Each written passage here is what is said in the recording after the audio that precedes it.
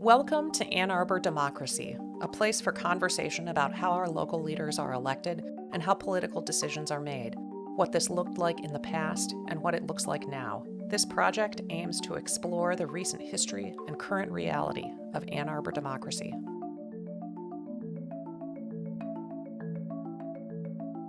This is part 3 of a conversation with Colleen McGee, who represented Ward 1 as a Democrat on Ann Arbor City Council from 1974 to 1976.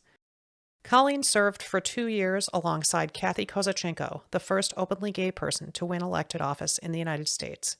In part 3, Colleen talks about the removal of Lansky's junkyard, debates among community stakeholders, and what it means to be a progressive. One of the things that was from your era was Lansky's junkyard, which was something that I wanted to talk to you about. Okay, so Lansky's is actually north side, and it was in my district. It's in Ward 1. So Lansky first shows up in the city directory in 1895. He's living on Broadway, right near where Maiden Lane crosses, and he's running a grocery out of his home. And that keeps going for until about, I think it's 1915. Anyway, so he moves across the river to Detroit Street, and all those bridges weren't there then, so the roads all just kind of river intersects is what the city directory says. He moves across and starts a junkyard on Detroit Street. But he also moves his family, because you can tell from these city directories, to a house on Beeks. They're back to back.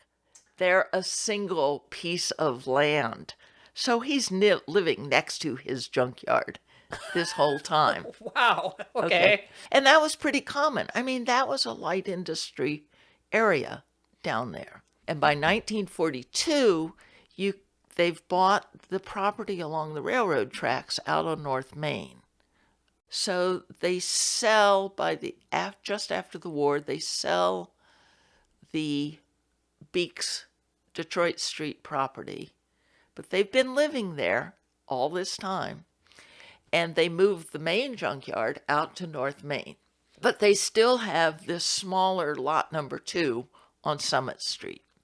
The neighborhood is diverse. I mean, we talk about the black churches that were there and then moved out, but what doesn't get talked about is in the early 1930s, the Greek community was also in that same neighborhood. They built their community center and their church right there, just north of Catherine. In fact, they stayed there until the 2010s, 2010s sometimes. Their community was still, their church was still there in that north central Carytown area. So there's this whole mix of light industrial, several different communities interspersed.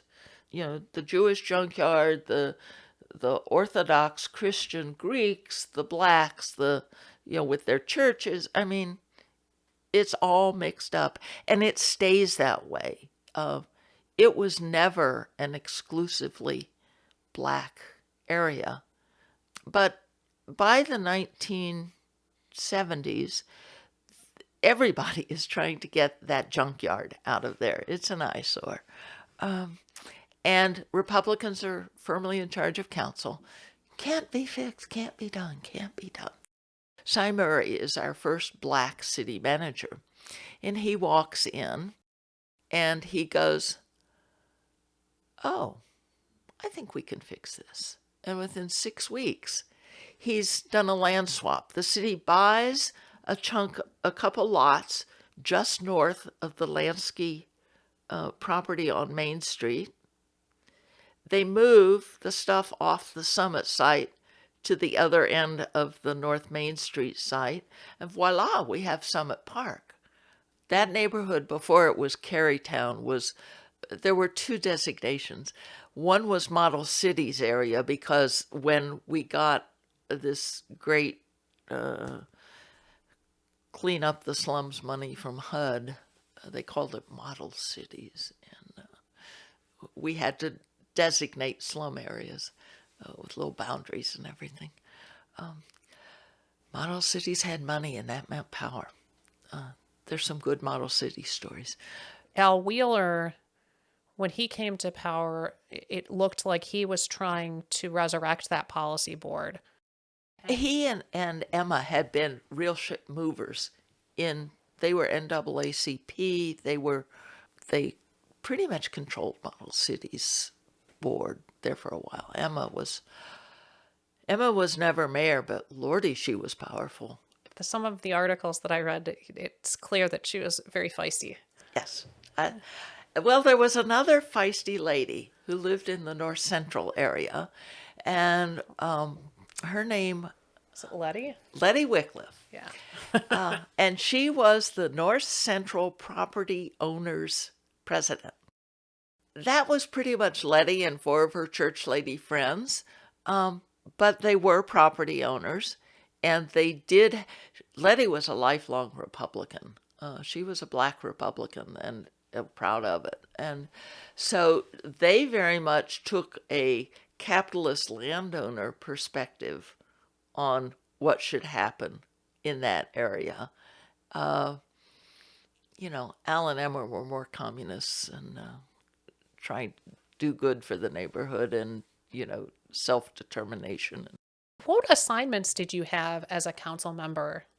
I sort of took a lot of things that other people... I liked the Human Rights Committee. Oh, I helped revive Elizabeth Dean's money. She left us $2 million for the trees, and it had gotten sort of subsumed in the Parks Department, and at least for about 10 years, we were able to pull that money, and we had a Dean Fund committee, and we were able to actually use it the way she had designated. I think it's all just back mushed into Parks Department. We used to have a forestry department with a forester and an assistant forester, head forester, assistant forester, and tree crews. I mean, we literally had an urban forest department. What are your observations from having been in the thick of it and looking back and seeing where we are now? Plus que changer, plus que c'est la même bullshit. You're going to have to translate that for me. Plus que changer, plus que c'est la même chose is a French saying that says the more things change, the more they stay the same. Same bullshit. How did you arrive at the decision not to run again? I was tired of it. I thought I could probably do more for my constituents by being a bureaucrat than by being an elected official. Some of my policy things I had watched being stymied by the bureaucrats who were implementing the policy. And I had worked to get the AATA millage passed. And we were just revving up the AATA. And I went, after council, I became the public affairs director at the AATA. And I had a whole lot more fun and got a whole lot more done for people by getting buses into their neighborhood and down their streets than I ever did on city council.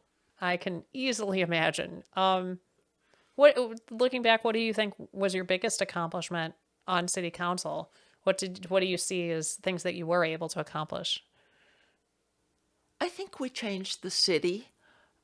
It was partly demographics, but I think we made a progressive city council a real thing. I think it shaped the city for probably 25 years. Who are some strong politicians that you've witnessed since then? People that you see as having done good things for the city that you were excited to see? Maybe things that you tried to accomplish in your term that you saw other people made more progress on later. I'm not sure I can say.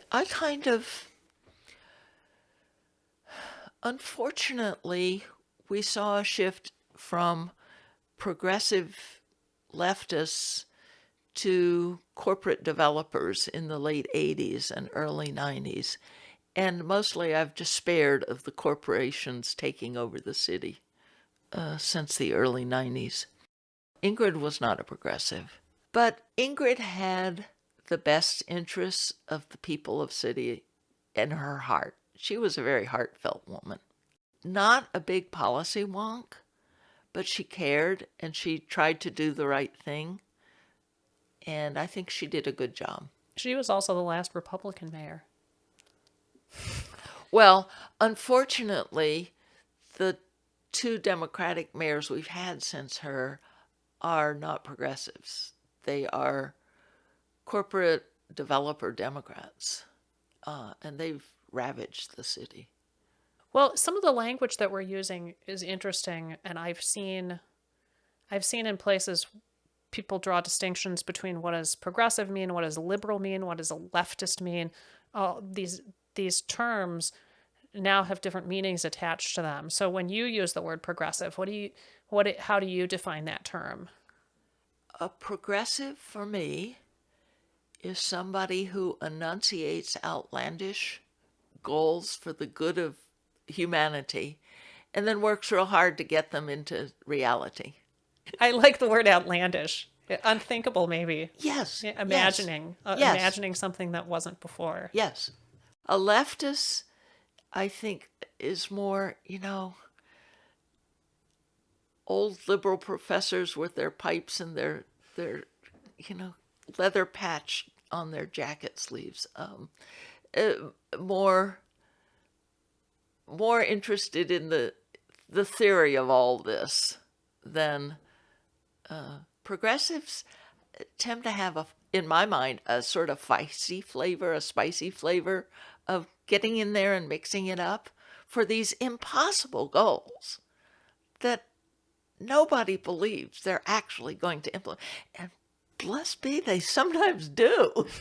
In some of the debates that happen around development, I was impressed at the many considerations that were not only talked about at the council table, but I know they were talked about at the council table because they were reported in news articles. You spoke up about the need for accessibility and how our city could function with people being able to access the things that they needed. These are conversations we have now. And I see they were happening in this similar way 50 years ago, only not so similar because the conversations looked to me in your time to be much more substantive. I had a secret weapon. Democrats had a secret weapon. Her name was Eppie Lewis, and then her name was Eppie Potts. But Eppie was on the City Planning Commission for decades, and when she wasn't on it, she was attending. I didn't know that much about planning, didn't care. But Eppie made sure I was educated. And so we would, when we had caucuses in the 70s, where we would take the Monday night agenda on Sunday, and people just showed up. But there was a core, and it was like a kitchen cabinet for a president. Eppie was our planning expert. Eppie knew everything about planning. Eppie would tell you what the problems were with this site plan and with this. So you knew which things to ping the developer on when that site plan got up there. The questions to ask, the things to make public about what was going on with that development. Council and developers are kind of like police and courts and judges and lawyers.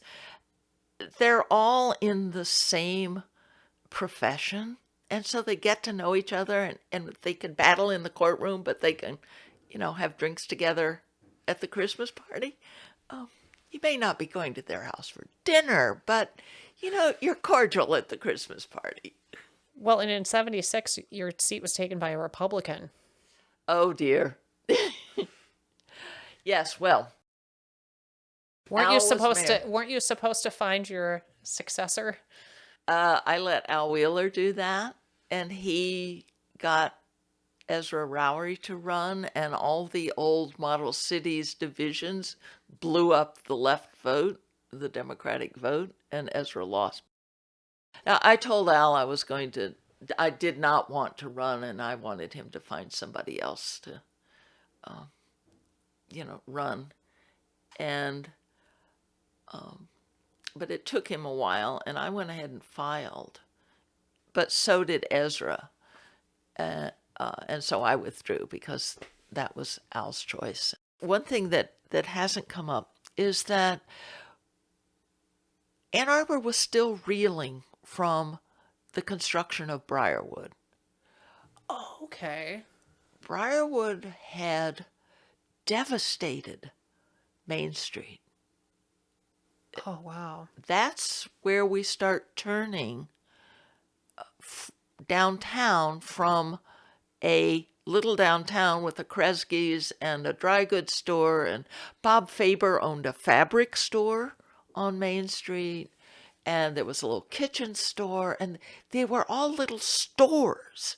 There weren't restaurants, except a few. But there was this whole planning issue of, malls are coming.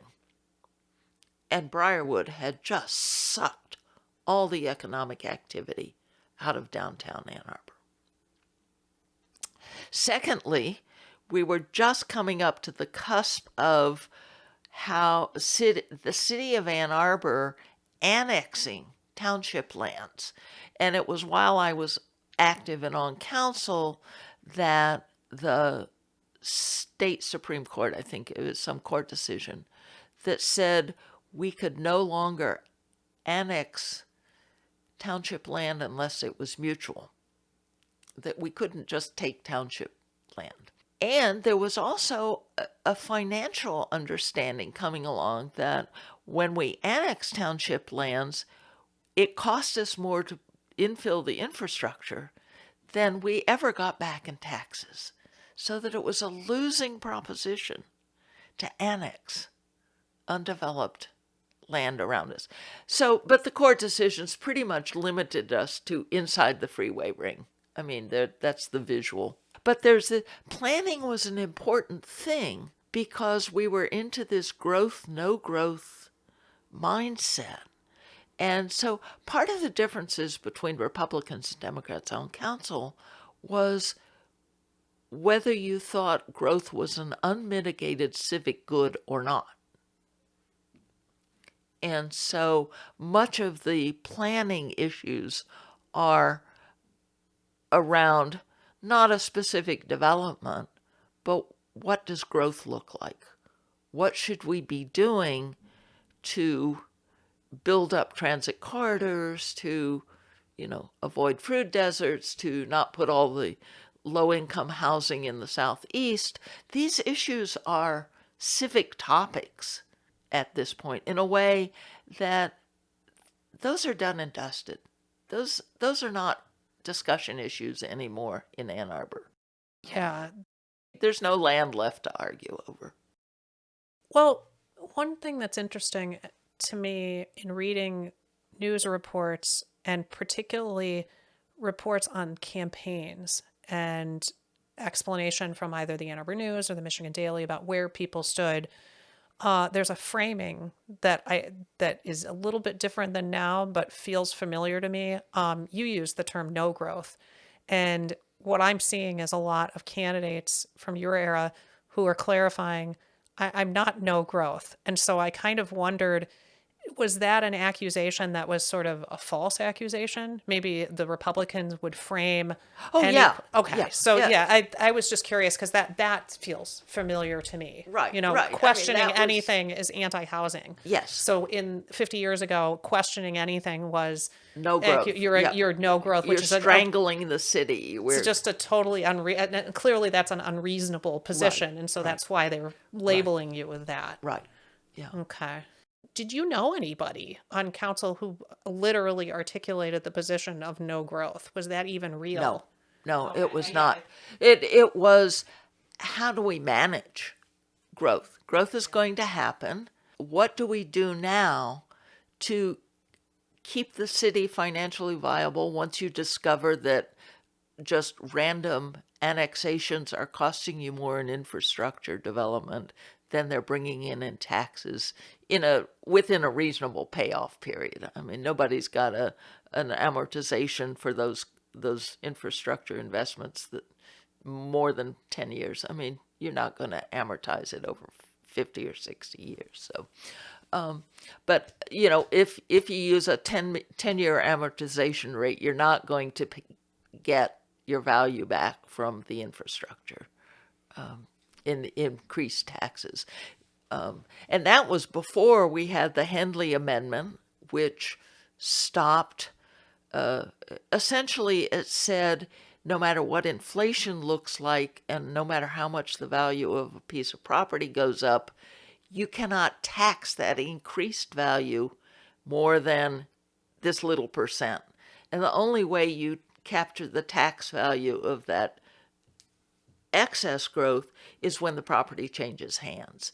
And then you can revalue the property. And so it's becoming obvious that growth is not an unalloyed good. And that's what's driving those discussions, is this kind of hometown boosterism of the right after the war of growth is good, let's go, improve. It's, everything was growth.